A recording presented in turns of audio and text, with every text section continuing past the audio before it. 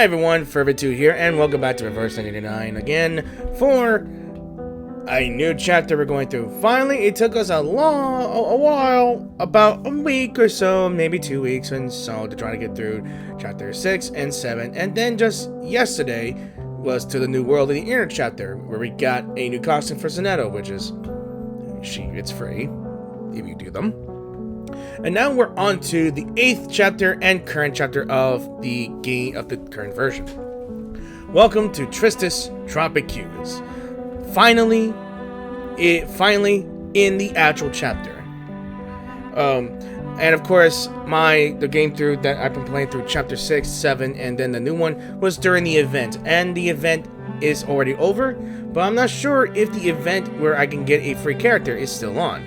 I'm not too sure. But I'm not going to stop and keep on commenting just to do this here.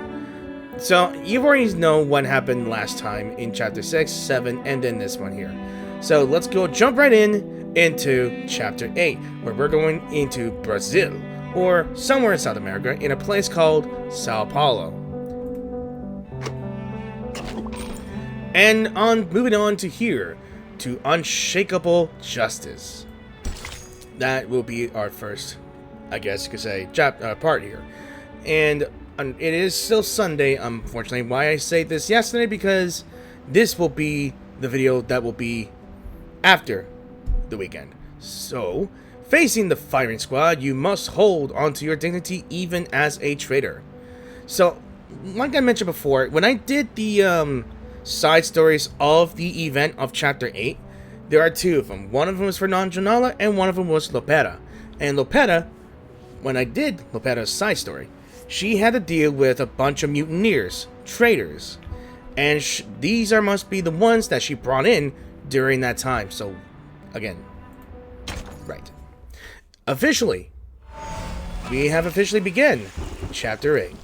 And look, it's a toucan. Huh, isn't that weird?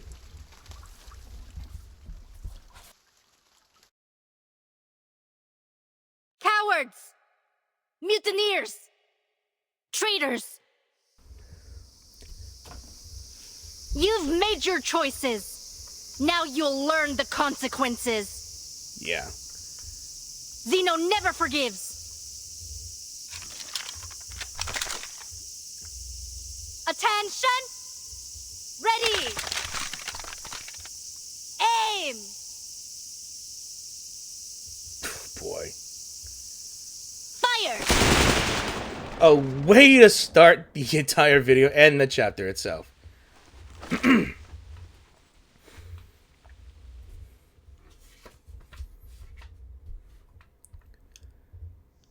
Huh. And the worst thing, it was done in a hot-ass day. A shame you had to see all that. Our second Lieutenant Lopera is a crackshot. I trained her to be nothing less. Yet no soldier of Zeno would take pride in an execution. The burden falls on me. This was my fault. My negligence. Hold on. Let me take a good look at Admiral Igor here. The man wears all black. A big medal. And what he's carrying, what is that right there? That looks like a lantern, but it's a plant that he keeps right beside him, which is awfully weird. The soldiers collapse, their limp bodies falling among the weeds. Their blood stains the soil. She hunted down these traitors herself. Emmy, check the bodies. The rest of you, form up. The soldiers leave in formation amid the clearing smoke as the medics arrive to examine the deceased one by one. Lopera hands the rifle to the attendant, removes her gloves, and turns to face Admiral Igor. He stands in the shaded colonnade, away from the blazing sun of Sao Paulo. Orders completed, Admiral. Yeah, a rare smile flashes across the Admiral's face. He nods, a glimmer of approval for his adopted daughter in his eyes. Well done. Dismissed. Lopera salutes before following the soldiers away from the execution grounds. There have been too many accidents. An unacceptable rate. The Admiral's face shows discomfort. The recent soldier desertions, like the leaked footage, have exposed the embarrassing state of the Sino army. What reason could you have to kill your own men? Not our men. Not any longer. They mutinied and killed their superior officer. And their superior officer was Carlos, who was despised by Lopera, despite everything else. He was just brute force. Now he's dead. So they got what they deserved then. Lieutenant Muldir is investigating still. We will find out who else was involved. Muldir. I think I remember the name Muldir was... I think he was a soldier. But I didn't know he was a Xeno soldier. In Andronalos' chapter. The Apostles Brotherhood is back.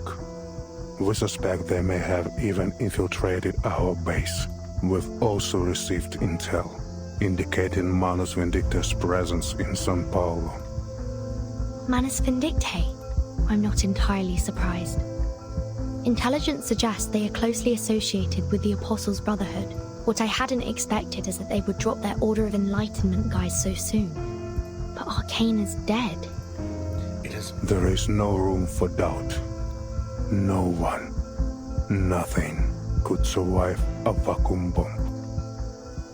It was the Admiral's personal order to annihilate that once formidable woman. Destruction rained from the sky, and once the dust settled, it was clear that she had been utterly obliterated.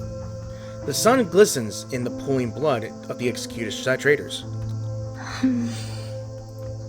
Sweat gathers on her forehead. You will become used to the tropical sun in São Paulo. The early summer heat is overwhelming. I've been through a lot worse. Snowy mountains, deserts, and soaring eagles. I do find myself thinking back to those times. It should never have been a battleground. Our business here is concluded.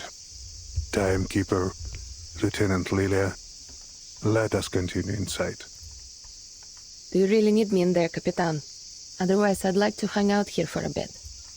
She gulps down some sweet liquor, but it provides little succor. It lacks the frosty flavor of the north.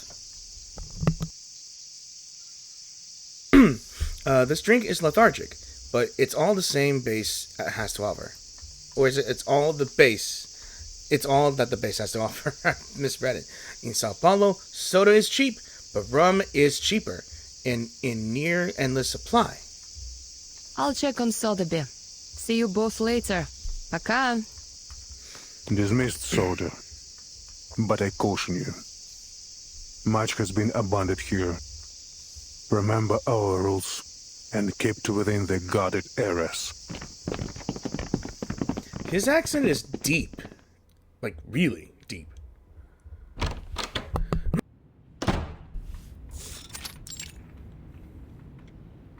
A simple office, military papers litter the walls and shelves, and a phone sits on a side table. A few dice are scattered casually on the desk. There may be a person of interest to us nearby. A writer for their Tomb magazine, said to be a blind woman named Irt. Her works seem to be published after every era the storm has affected. Yeah, that name's been going around a lot. It could be this is only an alias. A pen name used by a new person each time. Or could she really have crossed the storm 8 times? And somehow the storm has never affected her? A new mystery. Miss Barbara provided us with some information. A familiar name, chapped in the event of the Routes to 77 in Texas. She said the latest piece was sent from a veteran's residence in Sao Paulo. I understand they have a doctor working there. A blind woman. If so, she would match our intelligence on this mysterious tattoo writer. You should seek her out. You are fortunate to have come now, Timekeeper. Carlos, the late commander here, was something of a pain to work with. An idiot. Maybe this is why his own men rose up and killed him. He turns away. We've already dispensed with most of them. Those men you just had executed? Yes. La Pera raided one of their locations. Manus Vindictae will not be so happy to hear that. I think she was, I'm told, excessive in her work, a loose cannon.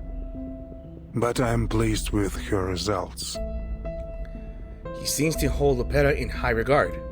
Cold, ruthless, decisive, qualities that don't quite match her sweet face and fiery orange hair. Admiral, with you in charge here now, I thought I might ask a favor. She needs to familiarize herself with the local area, transportation, and intelligence. Things may become quite complicated during our visit to Sao Paulo. I wonder if I might request Zeno spare some manpower to assist us. Our situation is more dire than expected. I will see what can be done, Timekeeper, but no promises.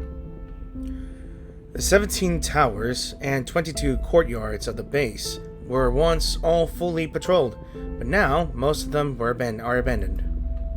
Lieutenant Muldir will provision you with everything you need. And Lopera, she knows São Paulo well.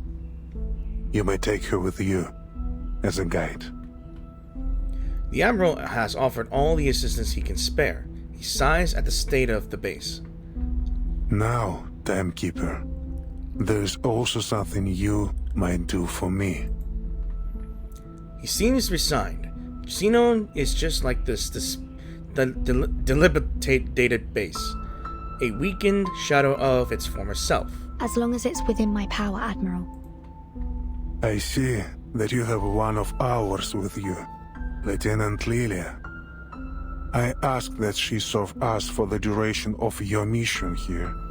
She's a fine instructor, and Zena is in need of help training our latest recruits. I'll speak with her and see what she thinks. Thank you. I should return to my work. Your comrades should be waiting for you in the meeting room with Lieutenant Muldir. I didn't like Muldir that much, but then again, I kind of played favorites with Andronala.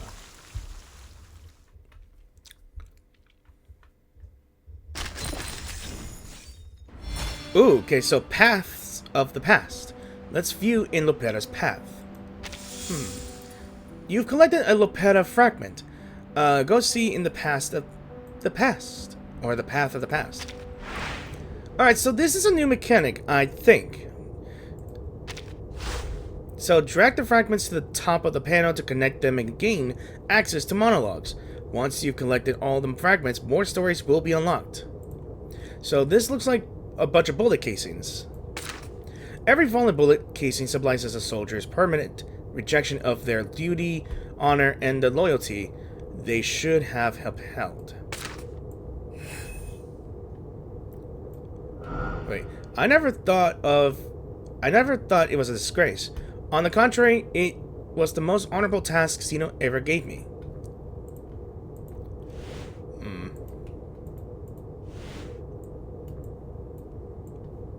Really? I just have to connect it right here then? Okay. Alright. This is gonna be fun. What are my rewards in this one here? So a bunch of upgrades, nothing more. Right. Alright, that's weird. It's honestly weird for me. Alright, so we're gonna be visiting both Lilia and Sotherby. I'm wondering how she's feeling here. How she's adjusting to the Sao Paulo weather.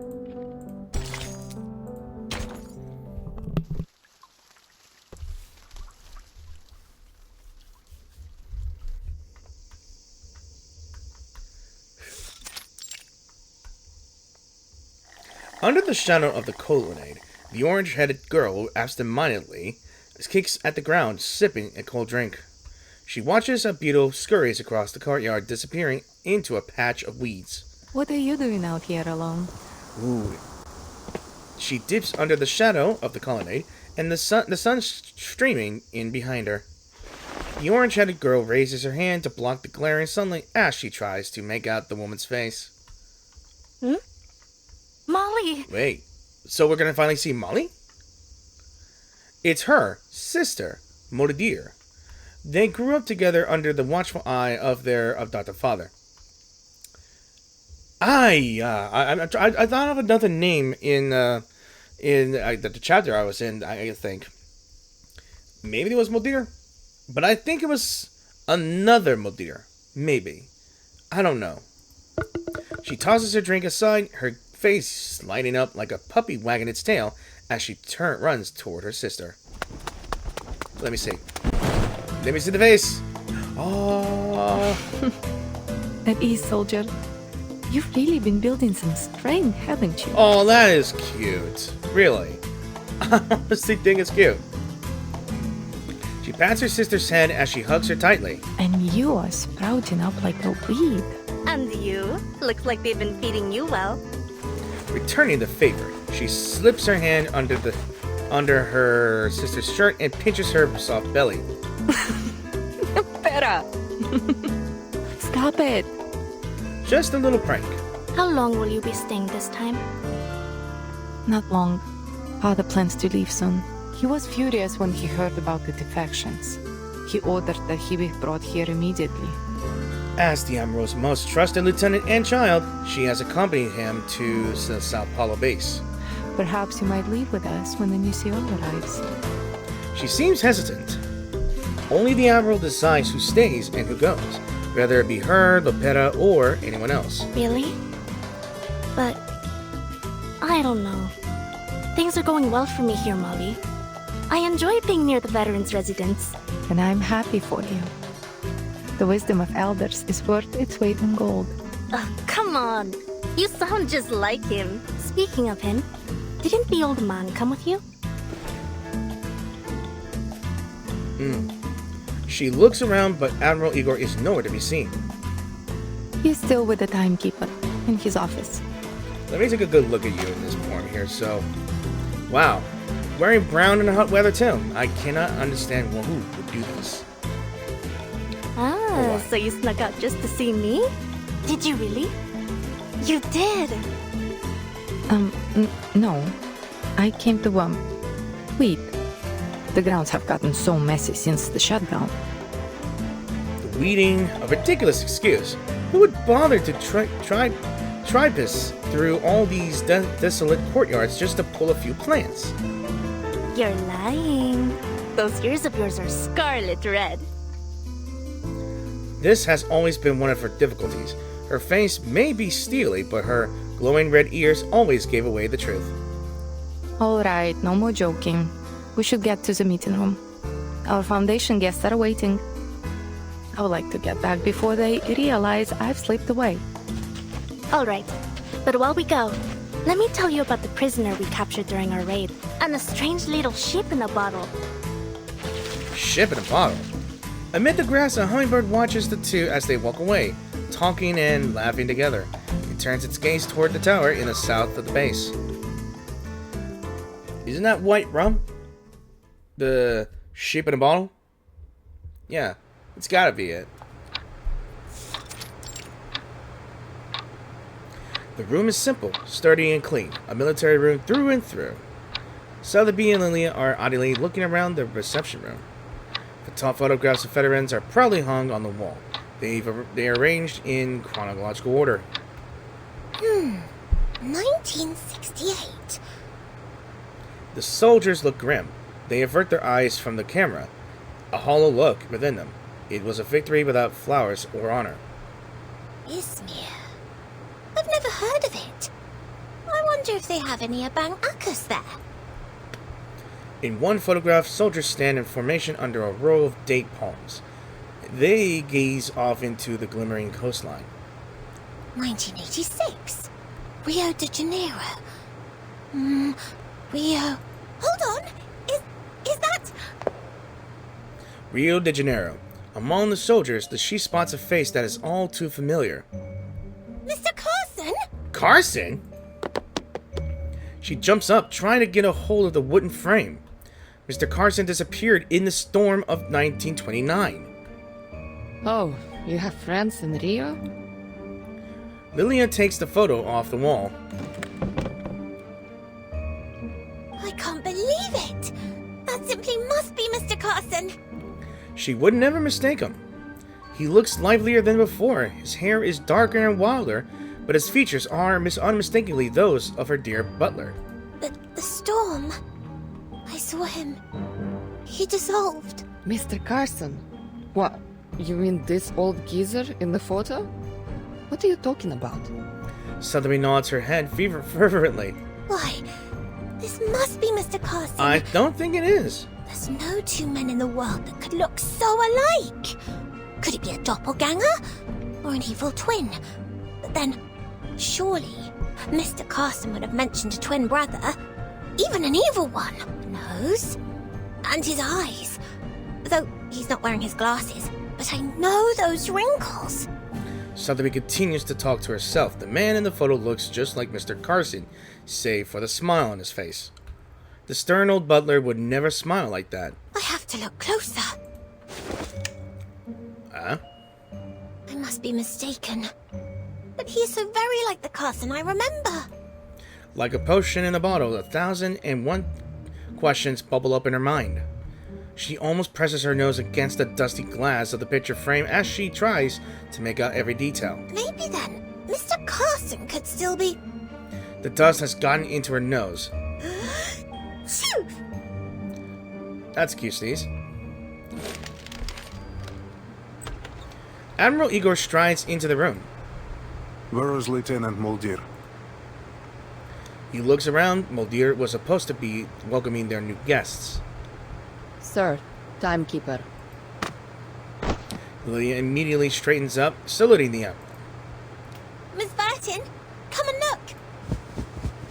Sotherby waves at her, the photograph clutched in her hand.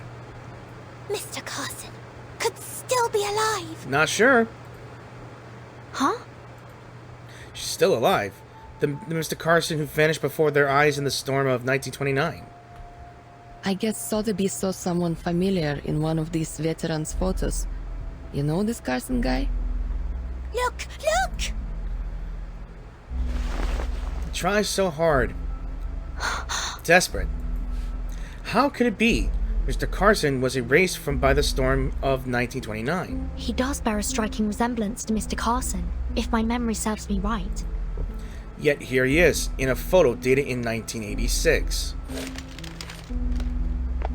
The Admiral strides over and examines the photo. Oh, 86. We lost many good soldiers to the Amazon that year. But some battled through, survived. This man is one of the latter.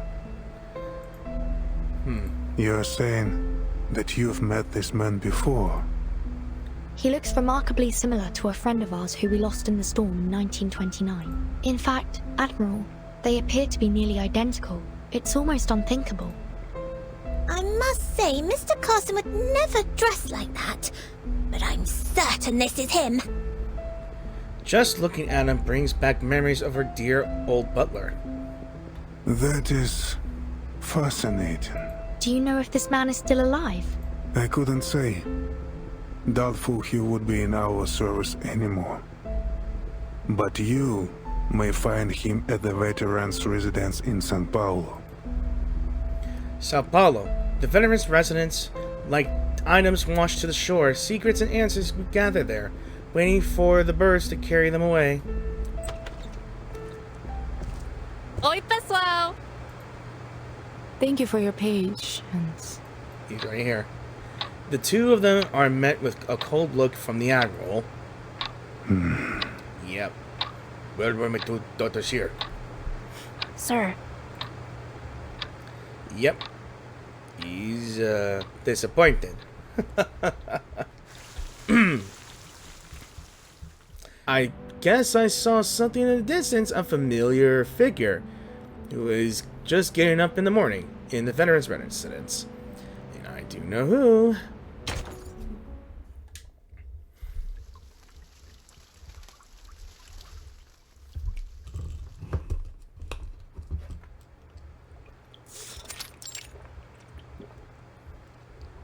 Lieutenant Muldir, about time. What was it? Did you stop for a picnic? A scalding comment. Muldir was supposed to be taking care of Miss Sotherby. It seems she has abandoned her duties. Admiral, Save your excuses. Yes, sir. it was my fault, Admiral. I ran into her on our way here. It's been a while since we last saw each other. As her father glares at her, she quickly realizes that her attempt to cover for her sister is only making things worse. Your performance on the training ground early was most impressive, Miss Lepera. She breaks the awkward silence. Allow me to introduce my team. This is Miss Sotherby. Sotherby smiles and curtsies. And this is Lieutenant Lilia. She gives a brief salute. How's it going? I was previously assigned to HQ. It seems your assignment here has done little for your discipline, Lepera. The Admiral stands with his hands behind his back. He examines his undisciplined daughter, a grim look on his face. You have new orders. I'm assigning you to accompany the Timekeeper and her team to São Paulo for the duration of their mission. Lepera nods, but Lilia still has questions. Me and Lepera? That's a whole lot of firepower. What are we expecting during this mission? Oh, sorry, Lilia. I haven't had the chance to speak with you privately. The Admiral asked if you could stay on site to help with training their new recruits. What do you think? You can do as you wish. Training up some new blood, eh? Well, as long as you think you can handle things without me, I can stick around to lend a hand. It will be just like the good old days back at the Academy. She knows that this isn't a request but an order. Thank you, Lieutenant. He nods and smiles in thanks. His smile fades as he turns to his youngest daughter. As for you, Lepera, please show our guests to their rooms. And try not to overexert yourself. Orders have been given to everyone present. Lieutenant Lilia, stay for a moment. Lieutenant Moldier will bring some documents shortly. They should prove useful for your assignment. Moldier, briefly out of the Admiral's sight, shrugs helplessly as her shoulders start to pile up. Lilia gives her a knowing smile. It's always like this. It's just part of the job. Now, I have other business to attend to. If you'll excuse me. He turns and leaves, his imposing figure soon disappearing from sight. Lepera exhales a long breath, snaps her fingers, and smiles as she heads towards the door. She turns to her guests. Come on, let's go. I'll show you around. But stay close. This base can be a bit of a labyrinth. It's only missing a bloodthirsty minotaur lurking its halls. Well, I haven't seen him yet anyways. A little joke about it, but oh well. Oof. Man, tired.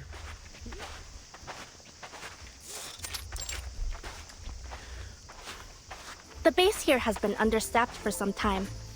Whole sections are deserted. It can be dangerous. We don't usually allow guests to move about freely. Well, who am I kidding? We don't have any guests in the first place. Who'd come here for a visit? Scenic views of dead gardens and overgrown brush? In the spring, we have vine-tripping competitions. And in the summer, you can be part of our complimentary bug buffet. Even the farmers back home had it better than these. She leads the way, chewing on a piece of wolf-tail's grass. Before Zeno moved in, this was the fort of some Lisbon aristocrat. The shadows of the old continent are everywhere here, the ghosts of the 18th century still clinging to every mark on the marble columns. There's only one place fully off limits here. That tower. She points to a tower in the distance. Styled after an Andalusian architecture, it stands ominously under the scorching sun, looming over the base with an eerie intensity. What's in there? It must be the Minotaur's lair! No, we don't have a Minotaur, she just said! Or a secret lab for super soldiers! I mean, possible, but I highly doubt they're gonna make super soldiers. Example, Captain America. Sotherby's imagination is running extremely wild again. And stop her. Imbued with the strength of an ox, the wits of a man, and the wings and fiery breath of a dragon! Talking about a manticore? Senora, this is a xenobase, not some chimera's nest. Funny. Besides, if there were any monsters in there, I would have heard them by now. Were those the Admiral's exact words? That nobody is allowed inside the tower? Yeah, that was what he said. Under no circumstances is anyone to be allowed inside. Then a quick peek around wouldn't exactly violate the letter of that order. Miss Vertin, are you thinking what I'm thinking? I'm not. Is there a treasure inside the tower? Let me say this again. There are no monsters in that tower. And I am under orders to escort you directly to your rooms.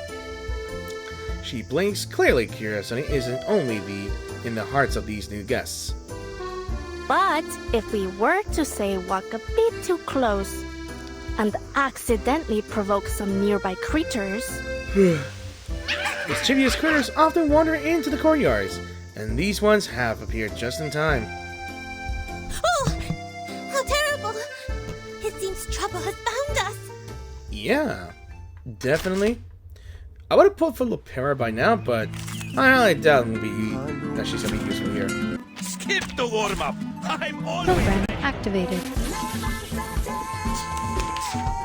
I never get tired of this one! As long as you hit the top. Keep calm. These are rainbow-colored critters. Passionate groupuncle. Passionate carbuncle. Alright, I'm good. Loading. Charging. Fine. My turn, huh? Aim and shoot. The light that illuminates all. Just a gentle blow.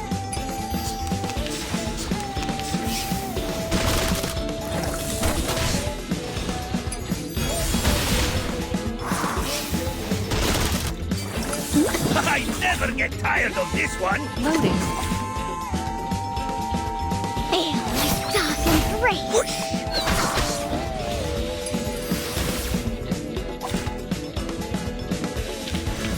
And now to return to my long-term.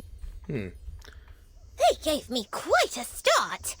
Thankfully, they were easy to handle. Surprisingly, one of my characters almost died. We can't let them run off. Who knows what damage they could do? Lepera chases after the fleeting critters who just so happen to be heading in the direction of the tower. It is nothing more than a coincidence.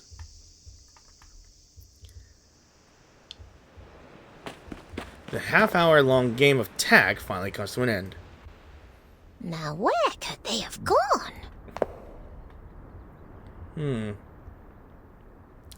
She searches for the colorful critters, a serious look on her face. In her concentration, she bumps into a wooden door flanked by lemon trees. It may well be possible they fled into the tower. The door stands at the base of the tower. Is this the entrance? Timekeeper! Clearly, this door is not supposed to be opened. Mi viejo, the Admiral. He won't be happy with this. The sight of it is tantalizing, just a touch, and it will swing open, revealing all the mysteries within. But why? Is there something hidden inside? Claw marks line in the wall, and bloodstains on the door. Rabbit blood, bull blood, unblessed lamb blood. The wind stirs the lemon trees, filling the air with the faint scent of bay and myrtle. There's an arcane array on the door. Is it to stop us from entering? Or to keep what's inside from coming out? The arcane array looks ancient. It has weakened with time. She traces the markings with her fingertips. The blood flakes off, breaking a small gap in the array. I have no idea. We're soldiers. We follow orders, no questions. As mi viejo would say. With all the flooding we've had, they probably shoved everything they wanted to keep safe and dry in there. Also, I don't know. Lepera. Well, Deer rushes from behind, putting an end to their little accidental adventure. You get lost on your way to the guest room, Spera. You know better than to be here. Your ship will be leaving early tomorrow morning. Please return to your rooms and get some rest. This is a military base, not an amusement park. Please, do not wander about, especially near restricted areas. My apologies, Lieutenant. Perhaps you could point us in the right direction. She steals one more look at the tower as they leave. The fruits on the lemon trees are plump and juicy. The old beast blood array appears dark in the sunlight. The wooden door creaks open a little, allowing an insect to fly in through the gap. The seal. It's gone. I know that voice. My favorite girl. Inside the tower, the sole prisoner has been quietly listening to their conversation. There's a ship leaving tomorrow morning. As the footsteps trail off, she gently pushes the door. The seal is indeed gone. She's free.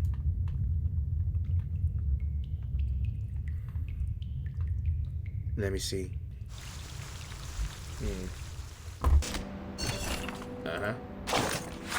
And transfer notice about Texas base will be abandoned and all personnel evacuated.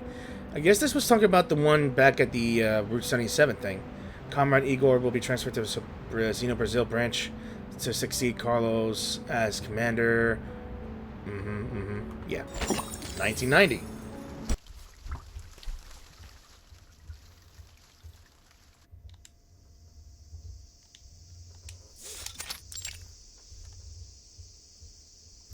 The journey always starts with a farewell. Here, put this on, Pera. It will allow me to track you should anything happen. What a concerned sister. She fastens a small button to her sister's collar. This button connects the two of them tightly. With this, they will always be able to find each other, no matter where they are. They kiss on both cheeks, like all Brazilians do. You'll remember to bring father a souvenir this time, yes? Or were they... Or she Russian? I think she's Russian. And I think Lopera might be... I think half? A mix? And promise me you will be careful. I do not wish for our Pera to buy the farm just yet. Don't worry about me, Molly. Worry about them. I'll kill them all if I have to. Every last one. You say that with that smile on your face. She makes sure to emphasize the totality of her determination. All right. Enough blabbering. Do you two always share this little heart-to-hearts whenever you leave? I got nothing to say except bye. Or is the tortoise suddenly not so worried about its speed? The ship signals its immediate departure. Sotherby, do we have everything? Naturally. Miss Sotherby is always ready to travel. The ship is boarding now. After it departs, I will spend some time gathering intel on Mr. Duncan. Thank you. We should be able to find them in the flesh once we get to town. Duncan and I go way back. And I'll introduce you to another friend. She lives in a bottle. She's talking about white rum, huh? I'd be delighted to meet your friends. We should be going now. Lilia, I've told Admiral Eagle that he can rely on you for further assistance as necessary. Is that all right with you? Yeah, I'll do whatever needs doing. Счастливого пути!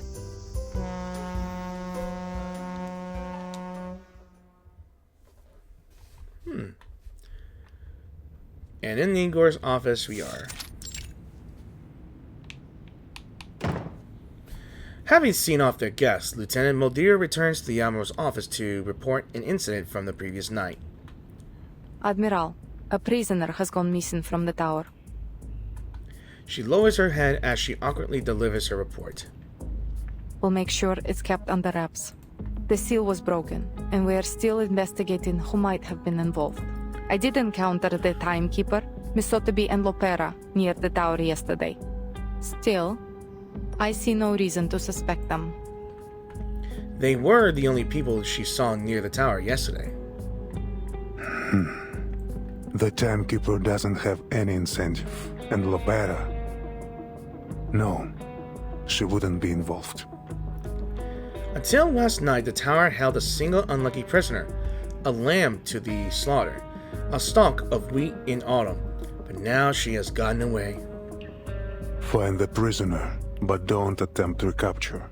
Let's see who she's been in touch with. Understood. Lieutenant, this was a failure that must not be repeated. He grits his teeth as he stares at the map before him. Xeno shouldn't be like this.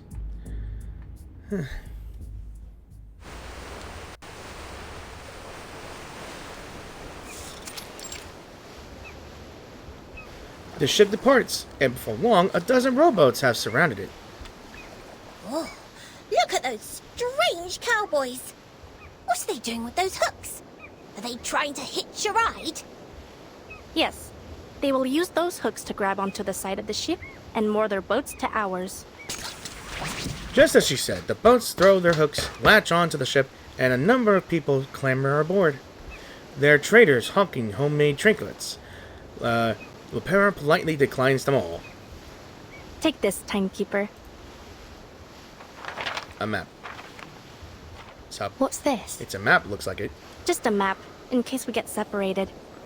The map is marked with at least 3 safe routes. These will show you the way from the harbor to the veterans' residence. Though, it can't show you the safest way. For that, you'll need me. But what am I saying? San Paulo is perfectly safe. That's what the politicians say anyways.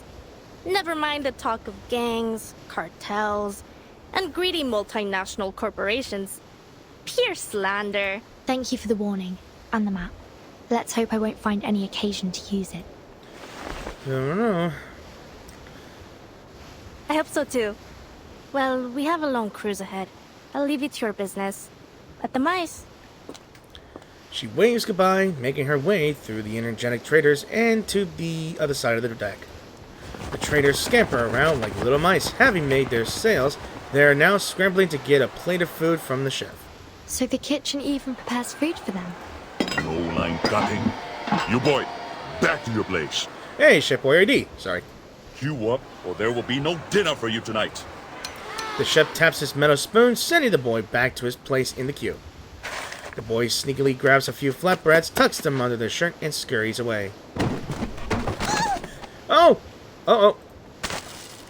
He bumps into Sotherby, crashing to the floor along with his stolen goods. Hey, out of my way! Hey, behave. He stuffs the bread under his shirt again before running off. As he passes, Sotherby notices a glint of an arcane skill in his eyes. He runs like a child enchanted by the Rattenfanger as he bolts toward the corner of the cabin. Miss Vertin, did you notice that boy? Wasn't he awfully strange? You're right. Come on, let's go see what he's up to. A woman hides in the shadows. Her face is familiar, but she wears an entirely new outfit. Is it really her, the lady at Tuesday's Motel, Kimberly? It's you. Oh my gosh.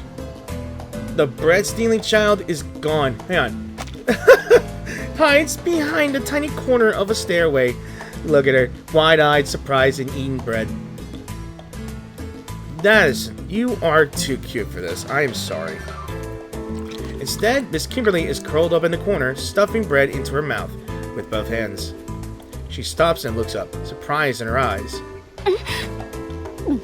Oh, Burton! How? What are you doing here? I was about to ask you the very same question. The farewell at Tuesday's Motel last month wasn't exactly pleasant, but she looks starved now. Is this a new friend, Vertin? A pleasure to meet you. I wouldn't say friend per se, but I don't know. Sotherby approves, but Kimberly looks terrified. She freezes, a sticky lump of dough dropping from the corner of her mouth. Please, take this. She offers her a chocolate bar. After a moment's hesitation, Kimberly swallows. She grabs the bar and shoves it into her mouth. Oh, thank you. Sorry. I can't get over the fact that she's flushing while eating bread like this. I can't. That's gonna be my frickin' thumbnail now. She licks her fingers clean like a ravenous child. Or like a ravenous hyena. Have you found what you lost since we last met? No. Her face falls, it appears not. Perhaps I could help. Thank you, but I would prefer to do this on my own. I was the one who lost it, and I will be the one to get it back. What did she lost exactly? She's unwilling to cooperate, but there's no hostility. A strange and contradictory figure, an arcanist who seems to be on the verge of reformation. This ship is headed to Sao Paulo. Is that where you're heading as well? Would you like to accompany us? I don't... It's the ship's only destination. Where else could she go? There isn't anything for me there. Only a bit of misery and pain. There's no more dancing, no feasts or banquets, no... Her eyes dart away. There's nothing there. No. I would rather we simply part ways here, Miss Virgin. Farewell and pleasant journeys. I'm indebted to you for your kindness. Ah, and your friend here. Aren't you just a sweetheart? Oh, I could just gobble you up for tea. She reaches out and pinches Sotherby's cheek. Oh, madam, please, this simply isn't proper or ladylike.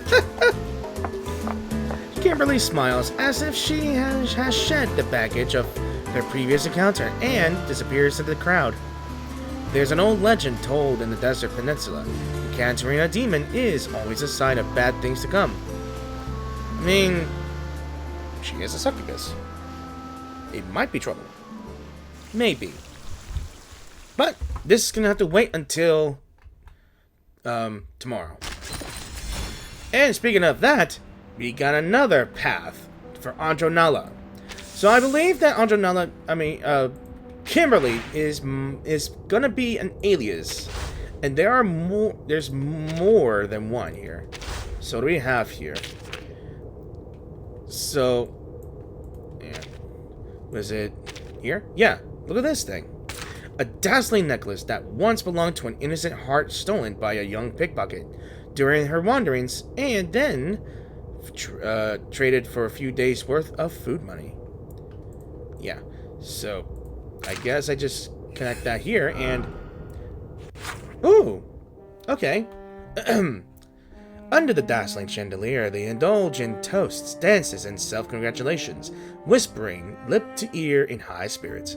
At the end of the red carpet stairs, the object of their discussion finally arrives, lifting her skirt and offering a slightly apologetic smile. Matahari, my darling. The rich and powerful are reduced to bumbling fools with only a coy smile.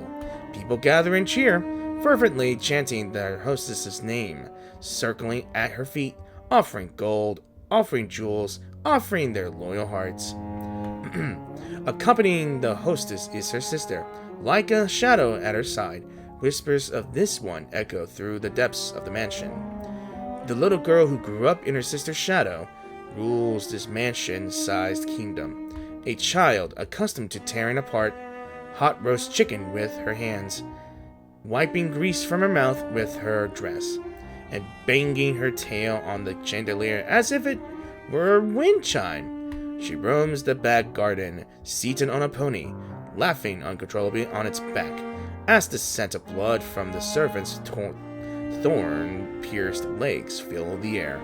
Gentlemen love her, innocent malice, clapping to please her all the while. That is until a bullet pierces her sister's head. Fate reclaims all it has given, just as man was banished from paradise. And so commences the prelude to wandering in exile. Merchants and drunken paupers covet her treasures. A farmer's wife exchanges a basket of cream cakes and eggs for her jewels. A child trades a wildflower for her hairpin. Finally, her dress is covered in dust, and the ornaments on her neck and wrists are all gone, like Inanna's encounter with the queen of the underworld. More malicious people end up wounded by her claws. Hunters love the scent of blood, swarming in for her bounty. So she hides in the forest, hides in the shadows, hides in the barn. Milk and meat run across the pasture. Grain fills the warehouse. She searches everywhere but cannot find food of her own. When did all this change, sister? Why are my clothes always dusty?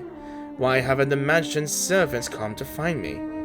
As her claws soak in the blood of a young rabbit that's jumped out of its burrow, she feels an intense hunger for the first time in her life.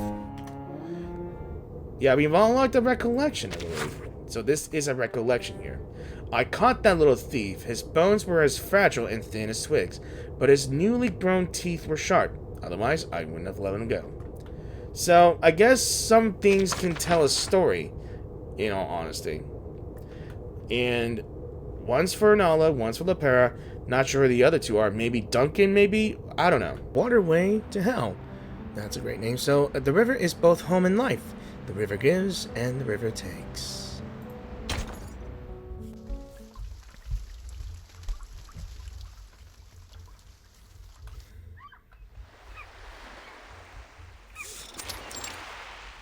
So the ship is called the Alligator, huh?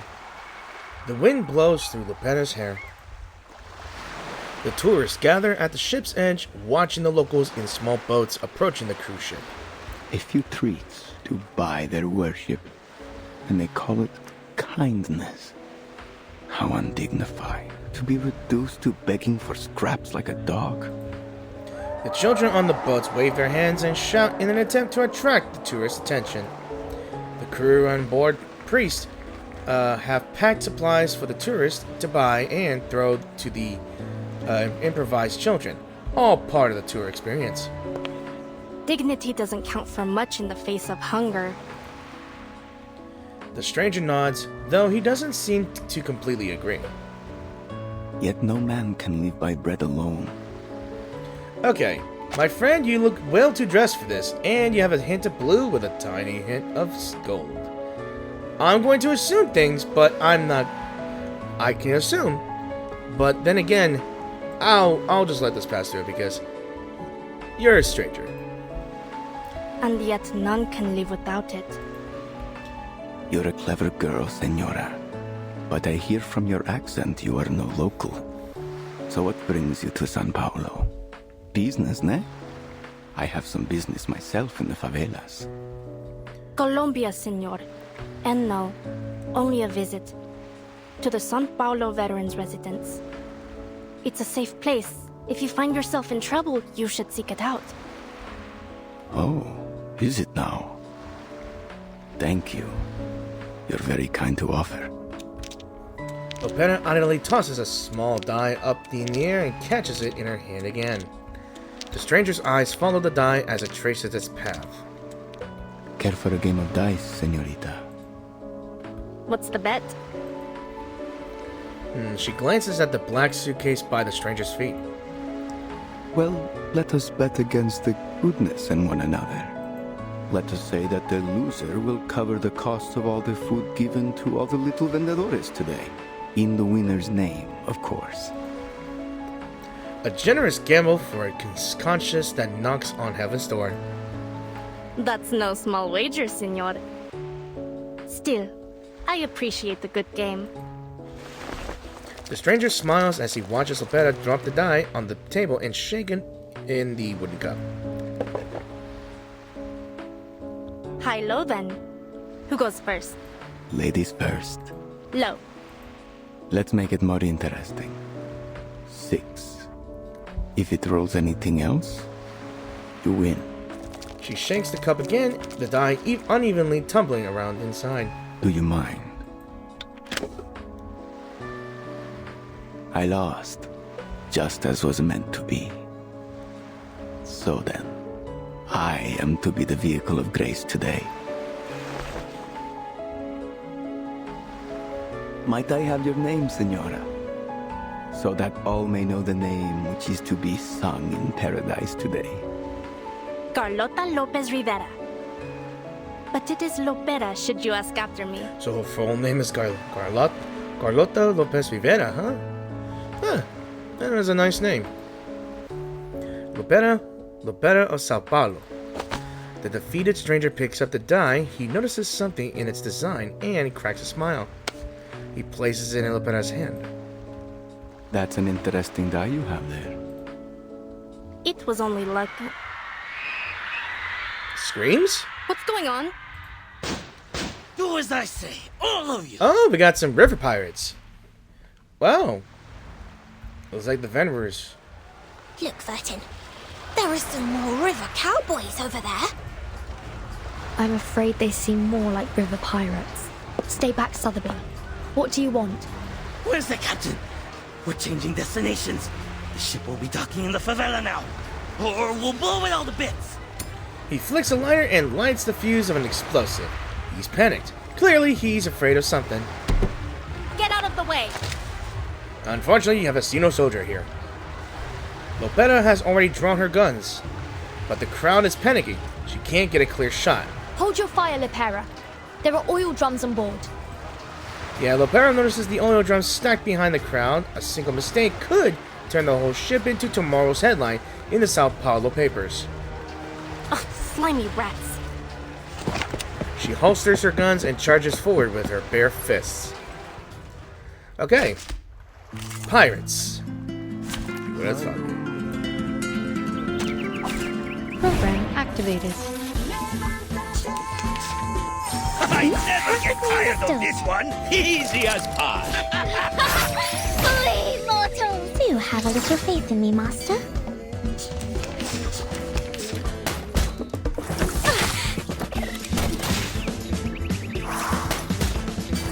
Loading. Charging. Loading. Faraday's miracle. Barrage. Eliminate target.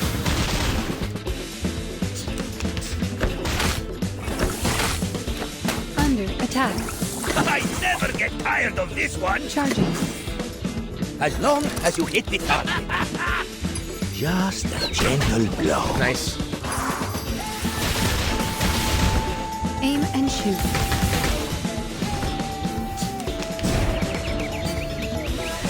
What's with these? Kind of. My turn, huh? I never get tired of this one. Stay back, I say. Whoosh! Handy little pliers.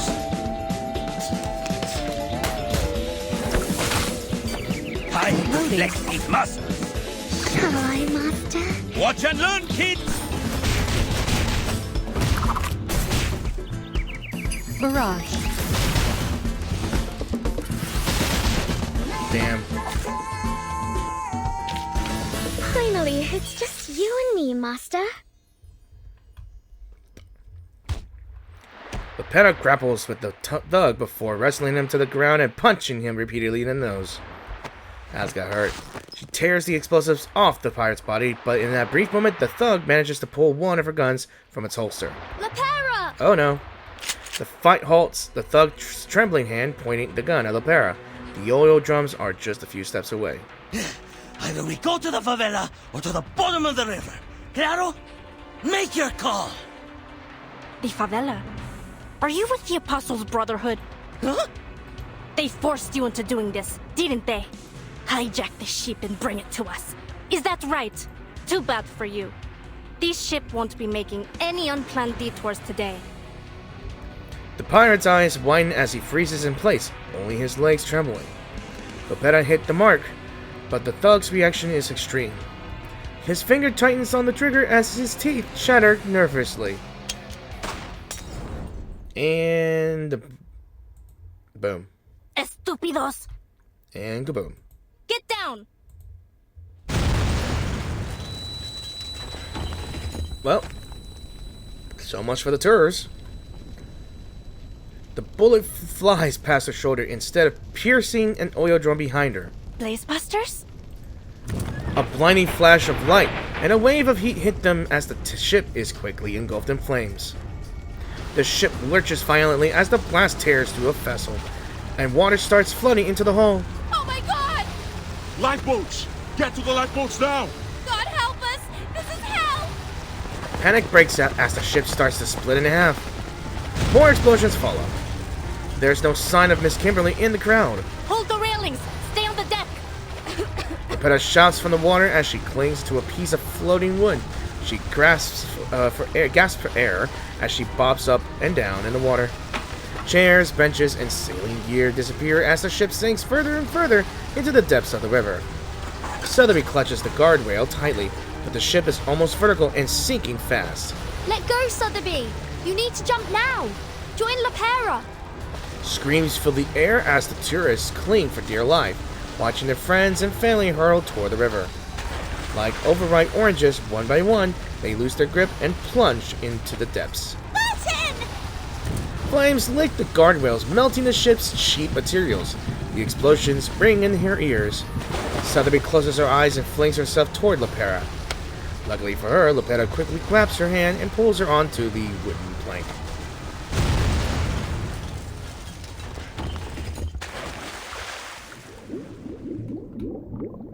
Somebody, please get her! She is still on the ship. If they're talking about Anjanala, or Kimberly,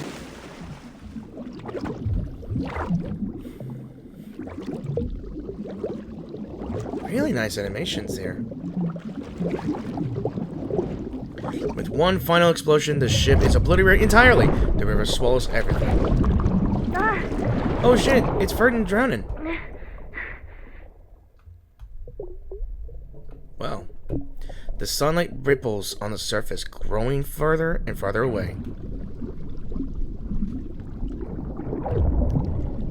Whose hand is that? It's Kimberly. Anja. Can't have you dying here. Grab her hand. Why do we keep meeting in these awkward situations? Consider my debt paid.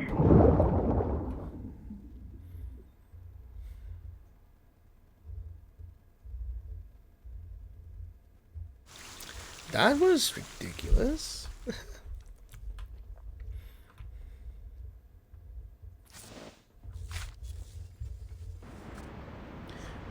Alright, so what we have here? Two things. Alright, let's see. Read the contents. Okay. Special incarceration record. Person's name is Miss Kimberly. During the raid of the Apostles Brotherhood in Stronghold, the subject was found alone, gnawing on a turkey leg, and was apprehended by Lieutenant Lepera's team. After interrogation, it was confirmed that the subject was indeed a follower of Manus Vindictae, but she knew even less than a typical follower, did not participate in the local rebellion, and was not involved in General Carlos's assassination.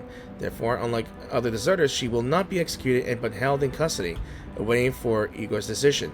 Just leave her be for now. So that was after that little story with Lepera, I think. So, things went sideways. That's what happens when you put guns in the hands of amateurs. Okay, so we're back.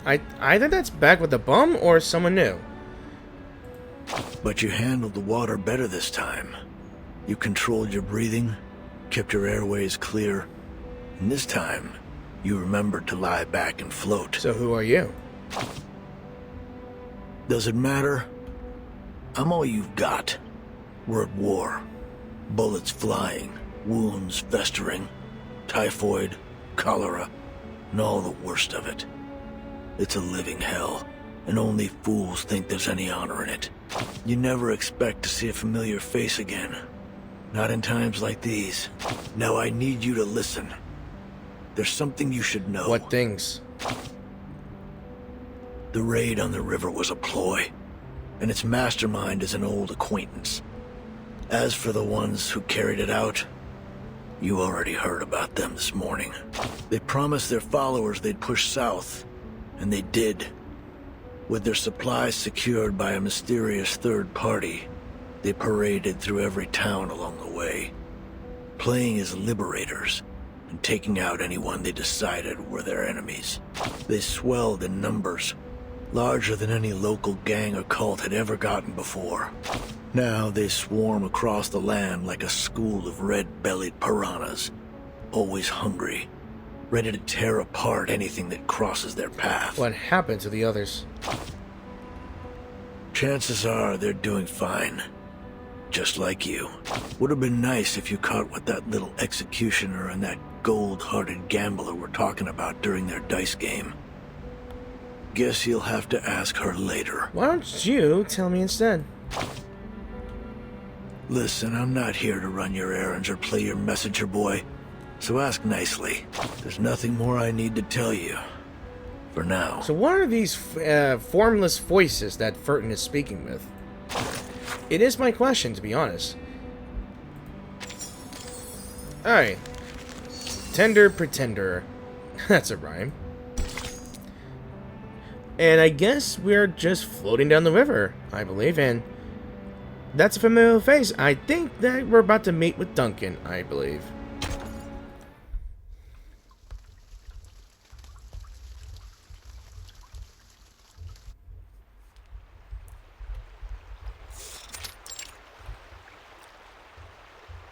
The Brotherhood just took a beating from Zeno. If they're caught up with their own trouble, then we might have a golden opportunity to turn the people against them. We can't lose anyone else to their lies. The old man next to him casts his fishing line. The bobber floats quietly on the river surface. Across the river, a water anaconda eyes the two men beneath the shadow of a snakewood tree. What do you say? Want to talk about plans? The old man doesn't speak. Instead, he removes his sunglasses and pushes a cup toward his friend. Here, drink up. Thanks. Listen, as much as I enjoy being out here all day, we've got to take action now. The sooner the better. Don't you think?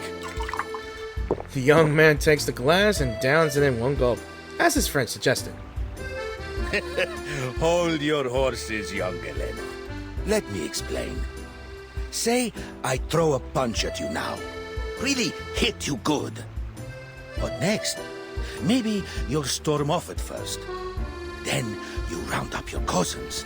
Maybe grab that Tommy gun you borrowed from Colonel Tiago. Then you'll find me, all alone, and say, "You're done, you old fart!" The old man laughs, mimicking shooting with his hands. I'm not gonna harm you, kid. And if ever I do, remember that old Duncan must have his reasons, and he'd never harm a friend intentionally. What is all that supposed to mean? I'm rambling. I mean, true enough that Lopera hit them hard, and we both know that the Brotherhood will aim to settle that score. And they won't wait long. But if we don't play this smart, it'll only cause them to lash out more. Still, we do have to consider one thing. Those who chose to follow them never come back. No. They don't. So, let's seize the day. Grab opportunity by the horns, and maybe we stop losing more of our friends to those bastards. Right now, seems to me that Zeno is our best bet. The young man considers this proposition. That just might work, old man. With the Brotherhood falling apart, Zeno will start to look pretty good to folks here. Ah, but not so fast, kid. We need a little patience. Let the line out a little first. If you fail to prepare, you're prepared to fail. The bomber twitches. Got it! Excellent! The old man jumps to his feet, reeling his fishing rod and fighting the unseen enemy in the water. Oh, don't think you can get away from me! The fishing line plunges down into the river, the rod bending into a croissant. Huh. You like to wrestle, huh? All right, let's see who gets the upper hand. I wonder what he'll fish out. Old Duncan is not about to lose a battle to a fish. It's a giant puff fish, larger than any he's seen before. Oh, sir! Do you see the size of its belly? It's huge! What looks like a large green cake is floating inside its translucent belly. What a deal! Catch one, get one free. How generous, Mother River. All right, jokes aside, Galeno. Come on, help me get her out. Old Duncan pulls out a knife and slices open the fish's belly. His catch bursts like a balloon, releasing air, water, and a girl? This has got to be the strangest thing you've ever fished out from the river. Another castaway floats downstream. Duncan! Duncan! Across the river, the water anaconda locks onto its target, slipping into the water and swimming toward her. Duncan, look!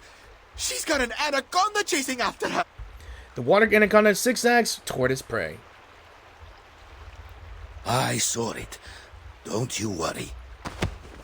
The old Duncan sets the soaked girl down before lifting a blowpipe and aiming at the snake. Whoosh. The dart strikes, quickly draining the anaconda of its strength. It sinks to the riverbed like a coil of old rope. Hang in there, Lopera. Come this way, we'll get you. Here, take it. He grabs a nearby vine and throws it onto the river. Lopera grabs it and pulls herself toward the shore. Thank goodness you were here to grab me. She clambers onto the shore, shakes the water from her hair, and sits leaning back on her hands, breathing heavily. But what are you doing all the way out here? I was wondering the same thing about you, girl. Seems like a strange place for a swim. I suppose you wouldn't know anything about the girl we just fished out over there. He points to the little girl who rolled out of the fish's belly. Wait. Sotherby! Wait, did she get eaten by a fish? That's my question. She's still breathing. The air trapped in the fish's belly must have saved her life. Lopera crawls over to her companion and smacks her back, helping her spit out the water in her lungs.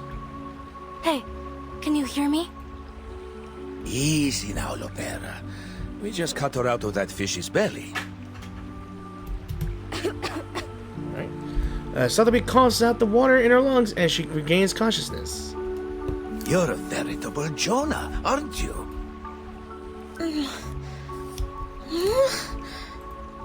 A familiar face appears in her blurred vision. I dreamt of a very, very big fish, and I was in its belly.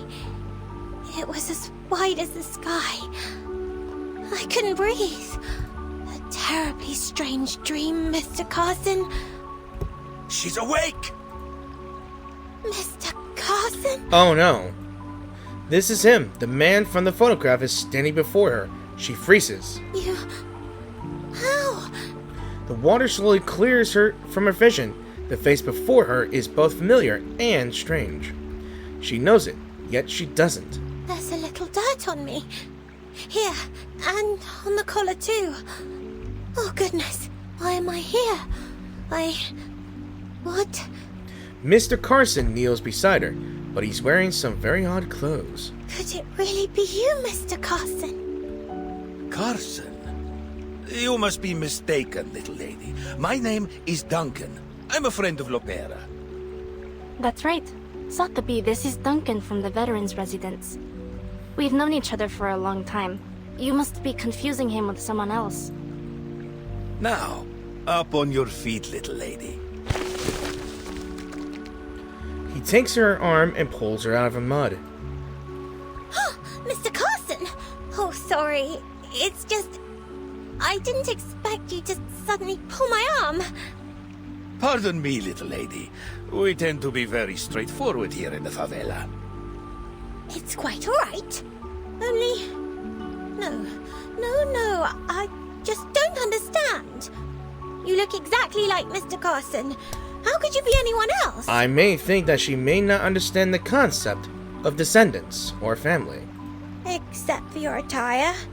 And those shoes. Her butler would never dress like this, sockless with patched up clothing. She notices the liquid swirling in his cup. And the liquor? No, her butler would never drink in front of the lady of the house. Sotherby decides to take a bold guess. She jumps up and nervously grabs Mr. Carson's shirt, Duncan's shirts. Oh, pardon me, little miss. Are you not comfortable with us drinking? Galeno, put the cup away for me, please. No, I only meant... Mr. Carson, it truly seems as though you've forgotten everything. Oh, but I'm being terribly unladylike. She rambles incoherently. This behavior is totally against the lady's code of conduct, yet Mr. Carson remains utterly unfazed. Still, you don't seem to mind at all. Growing increasingly confused, Sotherby lowers her head, still clutching the hem of Mr. Carson's shirt. I must be a dead ringer for this guy to have gotten you all flustered, little miss. Seems like you cared very deeply for this Mr. Carson. Yes, I did. So then, you really aren't him. Aw. Sorry to disappoint, little lady, but I'm flattered by the resemblance. Maybe I can be your friend too.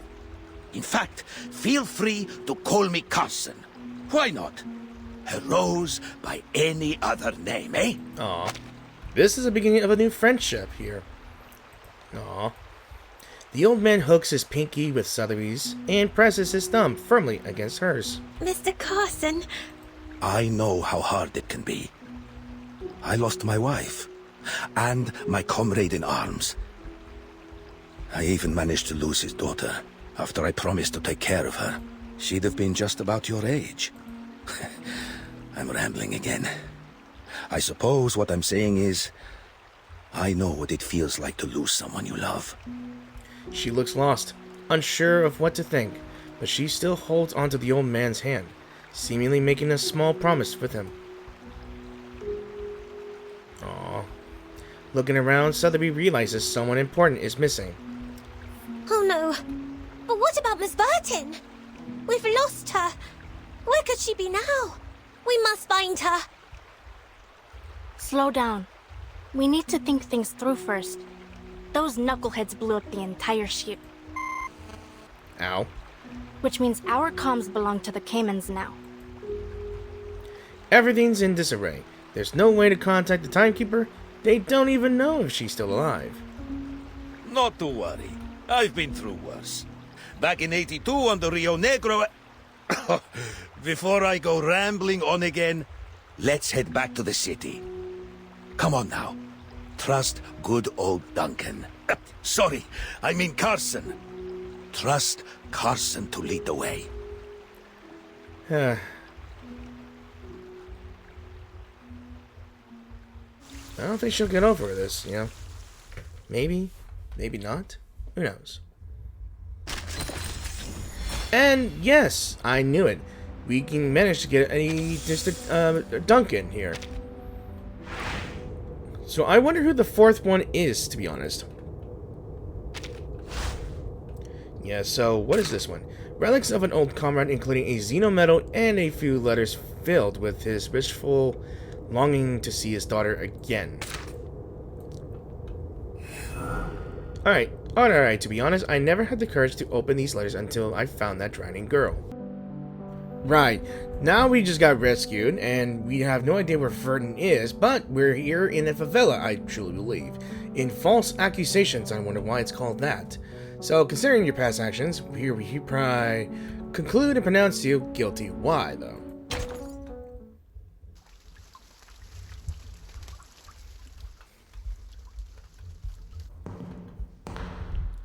Okay, we're in a church now. A chapel of Our Lady of Sorrows. A man in black lifts a fallen statue. I've never wanted to put San Paulo through this chaos. He shields the faint flame in his hand, reigniting the candles one by one. Order, peace, unity. Those are my purposes. Much has been wagered here, Marcando. Much. Now it has been lost. Your Reverence, it was Xeno. Those animals. We'll make them pay for what they did. I am sorry, but you do look a straight-up bandito in Mexico. I'm sorry. Why is someone with a sombrero here in Brazil, in São Paulo? I don't think anyone would wear that in Brazil, but hey, whatever you look like. Make him look like a bad guy. That's as bad can be. Is that why you've decided to grace us with your presence, Your Reverence? There is a lot to do if we're going to recover the ground I've lost, Your Reverence. And there's something more. A new doctor down at the veterans' residence. Some blind woman. I would not bother you with it, Lord Santos. Except that she's been helping people in the favela, and it is swaying them towards Xeno. Then this doctor is with Zeno. I knew it. If they talk about references and calling someone a reference, a holy man. So I'm gonna guess that you are the leader of the Brotherhood, right? I'm just speculating here. She must be. She's always at the veterans' residence. Spends most of the day with those old war dogs. His expression is tense as he mops the sweat from his forehead. A doctor gaining the trust of the people in the favela. She'd make quite the prize, wouldn't you say, Marcando? A much more valuable bargaining chip to Zeno than a few deserters. Oh, are you planning to kidnap this doctor, huh, my dude? Marcando understands perfectly. In Sao Paulo, kidnappings are as common as bread. You will see this task through, Marcando. But before that, we need to pay a visit to the favela. I've brought us some new blood.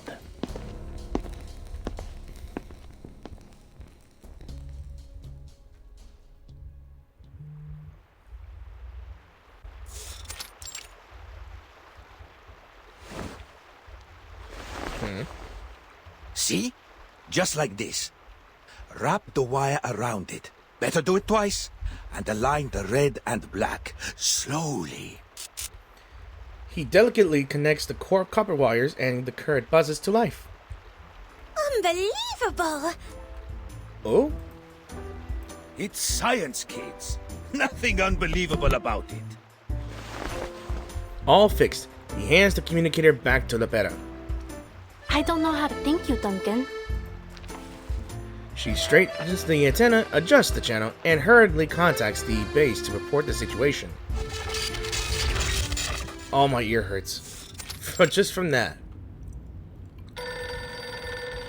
Admiral, Lopera just called in. Put her through. Lopera, it's me. What happened? Our ship was sunk. Miss Sotherby and I washed ashore near the favelas. As for the timekeeper, she went overboard. We lost sight of her in the commotion. Her current status is unknown. Yeah, the Admiral remains expressionless. He raises his fingers, signaling Moldier to inquire further. We'll send people to find her and escort her to the veterans' residence. Additionally, Lieutenant, I have some fresh recruits eager to enroll with Zeno. But they will need the Admiral's assurances that their families will be under our protection. Moldier looks at the Admiral. He nods in agreement. They have it. What's their ETA? They'll leave at once. Pera. That little hothead. Sir, your orders. Leave the matter to me, Moldier. I will send someone to take care of this. Moldier falls silent as she looks at her aging father, concern in her eyes. Silence spreads between father and daughter as the Admiral focuses on the dice in his hand.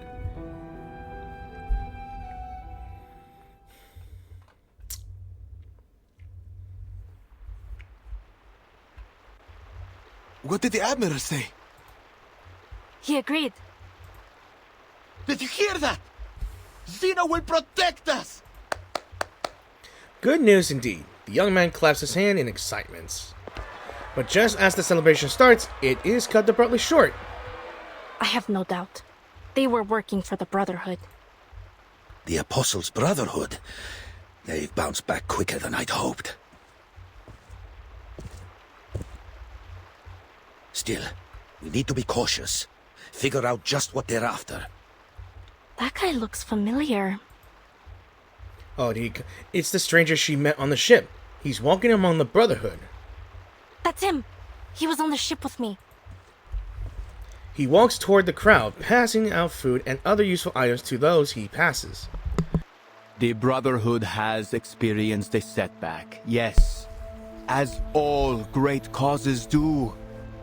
But we will rise again, for we serve the one true purpose. Hear me now, brothers and sisters, fellow arcanists. Our days of anguish and deprivation are over. this sufferer will walk among us once more, and we will bask in their divine grace. The day of triumph draws near. Soon our wagers will pay off. All will reap what we have sown. You only need stand with us and take their blessings. In return for this, they ask only for your unwavering allegiance. He pulls paper bills from his suitcase and throws them into the crowd. Yet the crowd remains still in their confusion. My brothers and sisters, speak. What do you seek? No one answers him. Senor, please. We only want to see our family again. Since they've joined the Brotherhood, we've had no word. We haven't seen or heard from them at all. Nothing is more important than family. But you will see them again soon. I tell you that they are even now faithfully serving our kind in a new land of prosperity. They're in Ushuaia, in Antarctica, in all places where the past and the future converge. There will be no more poverty, no more hatred, no more chaos. We shall reclaim what's rightfully ours. Remember this. Humans are vile and sinful creatures. They tortured our men and women, leaving our children to cry in hunger and desperation. But they've already played their hand. All their reason, their science, and their despicable organizations. They raised these rotten edifices to weaken us and leech off of our misfortunes, to blind us from our true purpose. But no longer. Soon their games will be over, and every injustice and oppression they've held over our people will be returned tenfold. All that they've built will crumble down over their heads. The crowd whispers in hushed tones, afraid to speak any louder. Hiding nearby, Duncan quietly leans over to Lopera and whispers a few words before handing her a rabbit patch.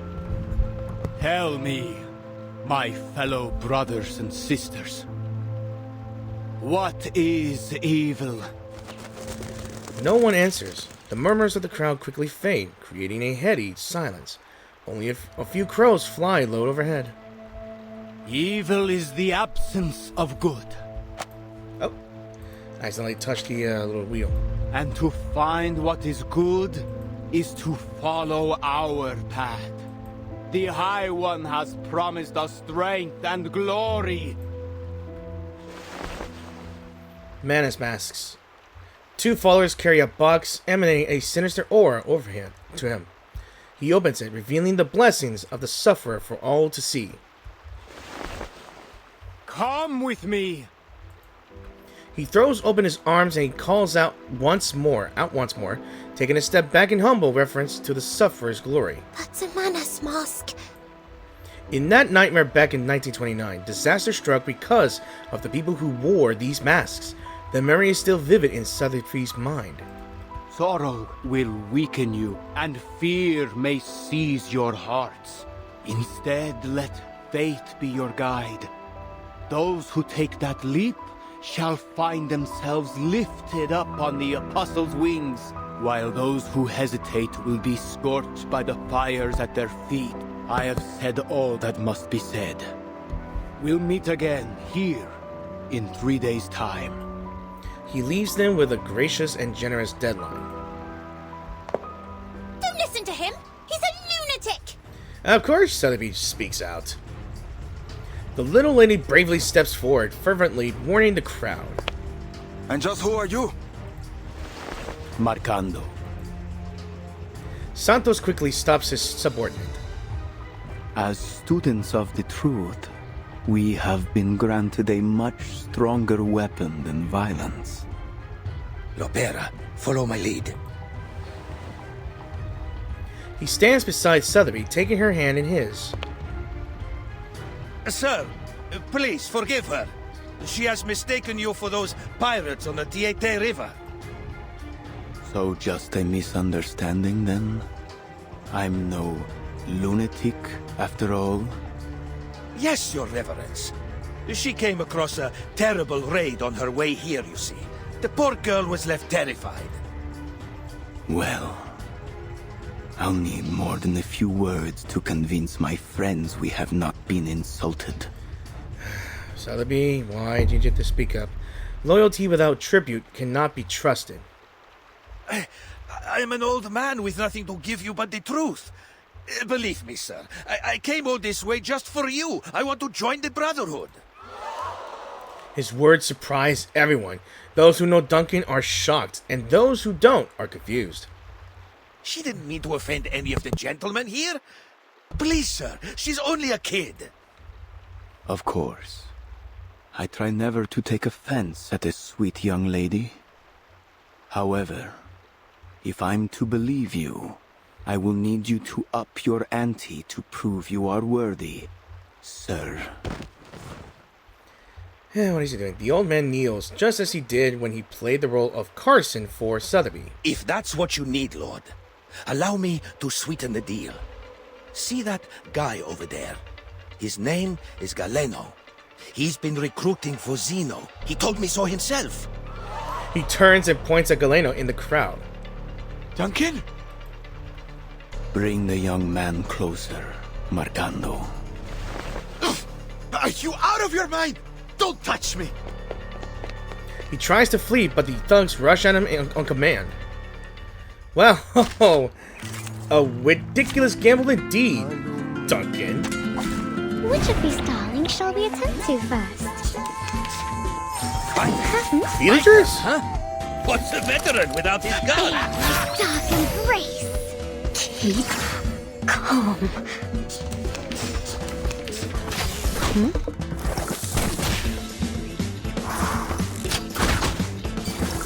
Low charging. Stay back, I say. The light that illuminates all. Target confirmed.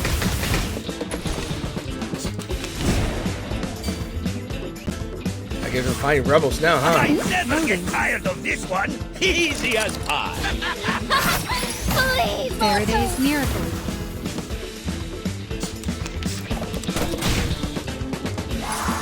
Under attack. Under not really attack. the best you have to offer. Charging. Hi, Master. Just a gentle blow. Barrage.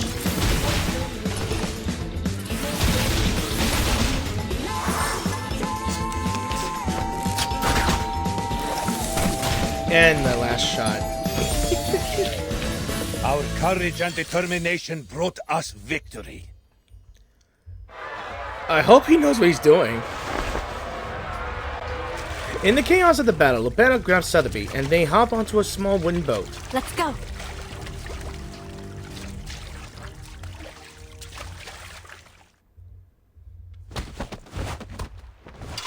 Surrounded, Galeno finally stops his struggle when a knife is pressed to his throat. I admire your courage, but bravery alone won't protect you from harm. Tell me, son, is what he said the truth of it? He turns his head, refusing to respond.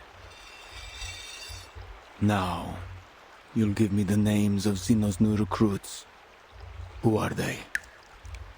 A drop of blood falls from Galeno's neck as the cold blade of the knife presses into his skin. Everyone! Every man and woman in this city that still has a shred of integrity! Yeesh. Duncan punches Galeno squarely in the face, sending him reeling. I'm not gonna harm you, kid. And if ever I do, remember that old Duncan must have his reasons. And he'd never harm a friend intentionally. Does he have a flashback? He's gotta know. Galeno looks at him. He has that same old look on his face. Determined, brave, and resolute. This young man has one day to think it through. He will give us his names. He sheaths his knife and hands Galeno over to his new companion. or he will give us his eyes and tongue as offerings. Mr. Duncan, let this task be set on you. Prove yourself worthy of our trust. It will be my honor, Your Reverence. Marcando, you'll stay with them. Don't forget what I told you earlier.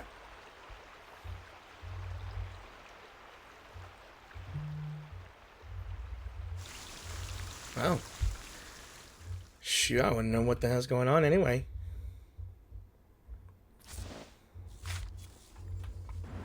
Alright. What, do I have to speak with another guy again? This place was once known for its inexhaustible mines, the riches of its rainforests, and its brave and passionate people. But now, the first two are gone. Chaos and power struggles loom over the younger generation, while the rich and well-connected sit atop their piles of corpses and rubble and feast, dining off golden plates with silver spoons, turning their noses up from the dogs at their feet. But that gold has lost its shine, and their silver spoons have tarnished. Everyone can see them for what they really are. So, what now?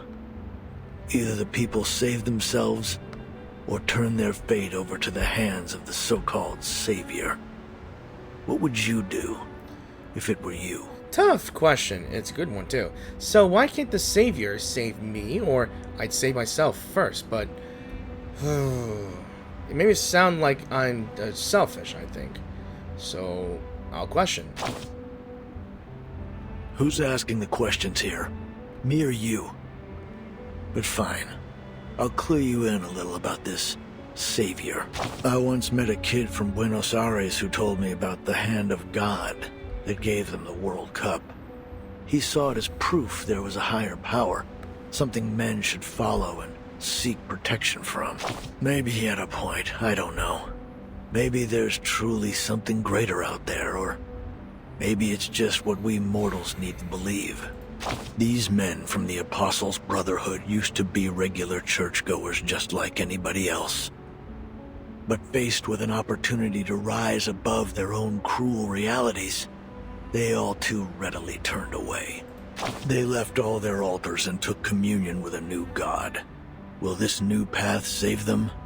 Is it worth all their efforts? I can't say. But you wanted to know if this savior can save its own. Well, I guess you've got your answer now.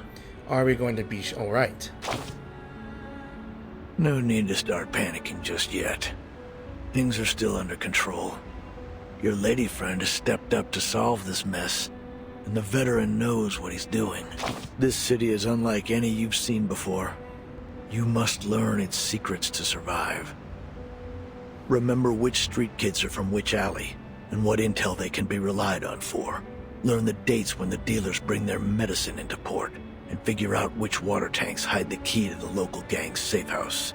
Don't look at me for answers. It's none of my business. Right.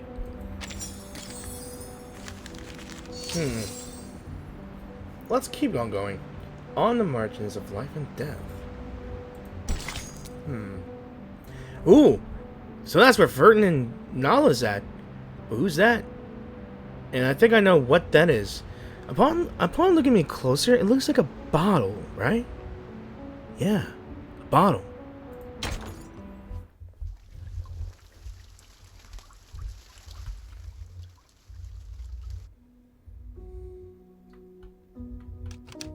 Life and death in Sao Paulo. The friend from afar. In the narrow streets, violence is so often more than just a means to ending conflicts. It is a tool, and one all too readily used. I must note, however, with some relief that segregation so commonly observed in other regions is absent here. The arcanists of Sao Paulo live alongside humans, with the latter often displaying traits more common to their arcanist neighbors. Passionate, if a bit touchy. What? Why is that voice so familiar to me? Life here is incomparable to the comfort, security, and freedom of New England. Hardship, Violence and oppression are the fundamentals of life. As constant as the sun, and as heavy as the rain. This country is renowned for its coffee and sugar. It is a land of beauty and bounty. Treasures too often extorted, whether by the princes of Europe and their donatarios, or now by the bankers and corporations.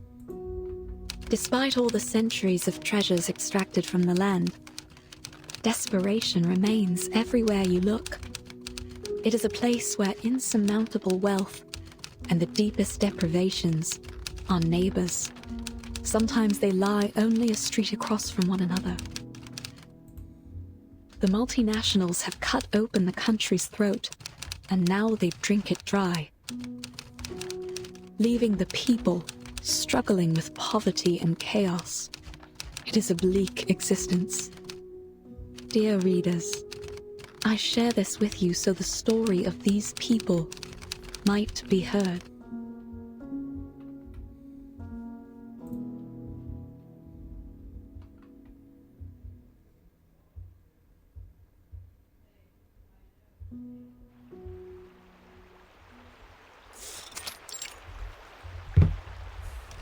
The doctor sits by the riverside. A small group of children gathered around her.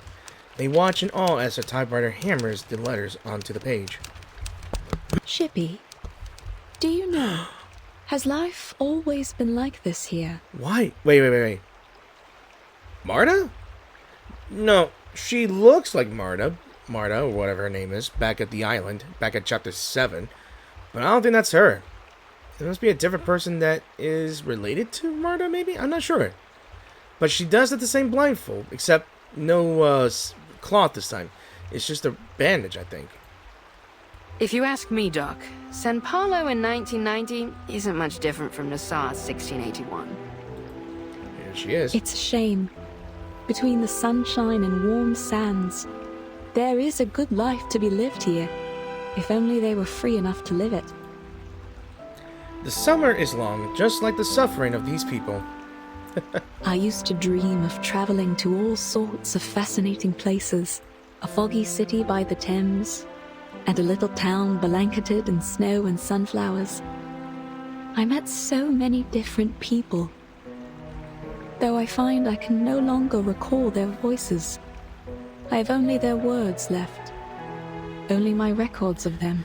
She said little town blanketed in snow and sunflowers. That just reminds me of Ayashki in that event that I did the video once. Have you heard of a weed down at the bottom of Lake Ilapongo? The people there turn it into a polenta with cornmeal. Supposedly, if you have it, you'd recall every last thing that's ever happened to you. Every bit of it. Wow! What's the weed called? The children turn to the ship in the bottle, their eyes filled with curiosity. They call it La Hierba del Tonto, Spanish for the fool's weed. You see, lad, only a fool would want to remember everything. Sometimes a little forgetfulness is a blessing in disguise. I beg to differ, Shippy. To forget the past, its lessons in pain and joy alike, that isn't a blessing. It's oblivion.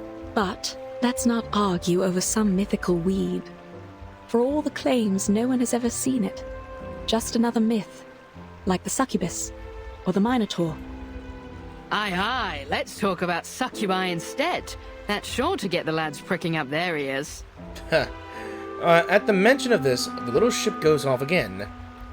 Back in 1688, of course, our chief mate, Mr. Morgan, had an encounter with a succubus after he found her seal while carousing in Portobello.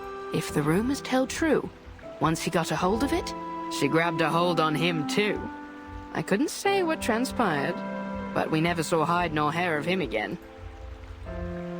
No one can debunk her stories, but no one really believes them either. The children's curiosity fades and their eyes start to wonder. One of them spots two big fish floating in the water. Look over there! Something's in the water! Two figures float among the trash in the river, sputtering and choking. One is clinging onto the other as they struggle to swim to shore. What the devil is all that commotion?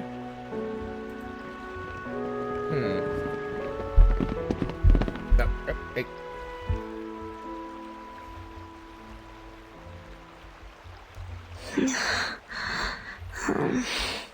Hey, she's okay.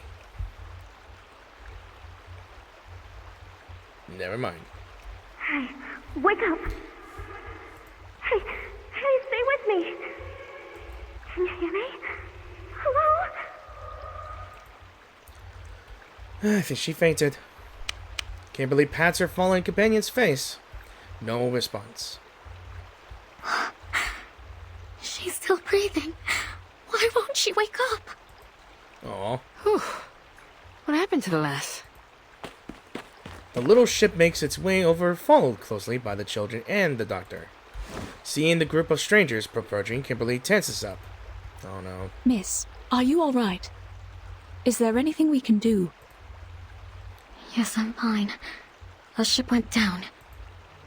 Blow me down. These waters are getting rougher by the day. You know, I just noticed something. It's thundering inside a bottle. And when she was happy, it was like all summer and clearing, I believe. I guess the state of the ship inside the bottle, I guess, shows emotions, I guess. If she's angry or upset or something, thunder. Or lightning. Like a storm. The little ship sways back and forth in its bottle, showing off its excellent condition. And we drifted down the river until we reached the shore here.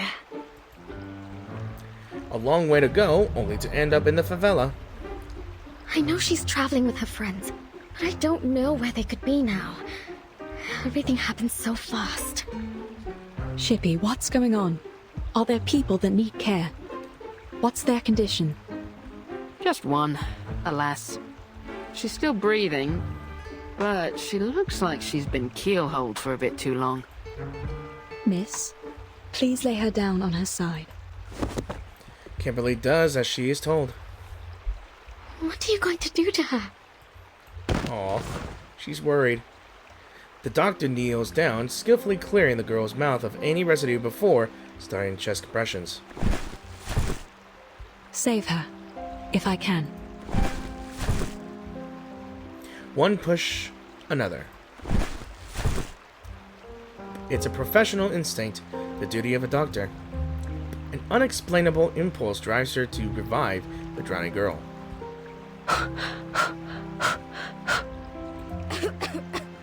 The girl coughs up some water. The doctor continues.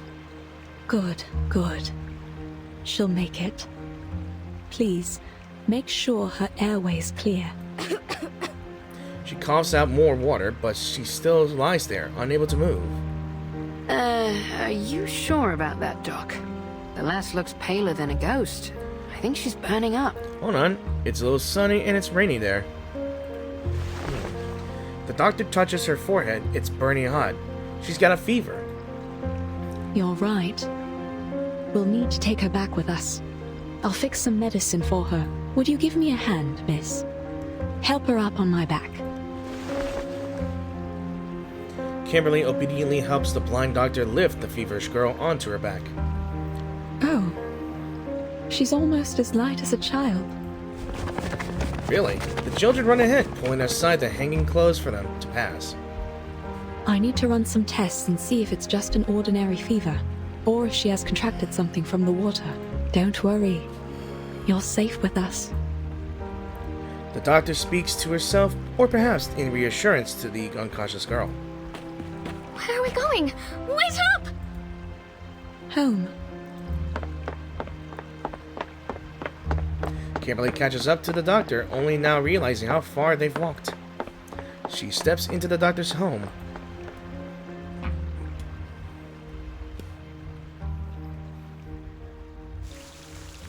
And to be continued, and unfortunately for me, I may have to end the video.